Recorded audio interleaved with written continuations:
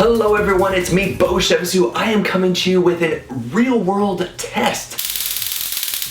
Today we are going to be doing a side-by-side test to see whether or not it's worth forking over more than $100 to get the Rode Videomic Pro Plus, or just stick with the blast from the past, the time-proven Rode Videomic. So here, ladies and gentlemen, is the side-by-side test. Now, I'm not a violent person. I do love Jesus.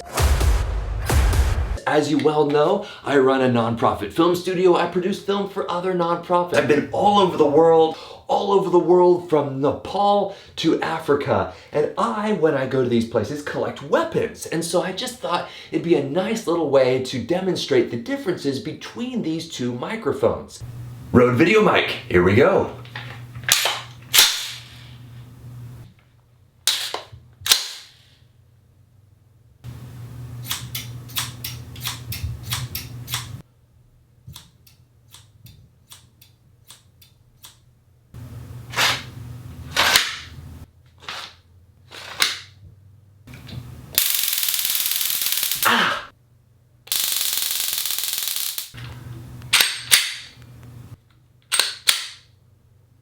And I am now talking at a somewhat low volume, about, I'd say 12 inches away from the Rode Videomic Pro Plus.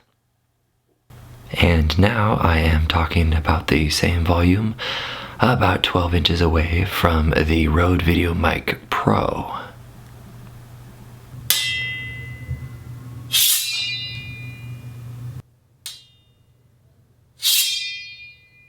And now, hopefully this test will help in determining whether or not there is a huge difference between the two microphones. There is my real-world field test demonstration. My name's Beau. Hopefully this is helpful in determining whether or not you should get the more expensive microphone or stick with the blast from the past.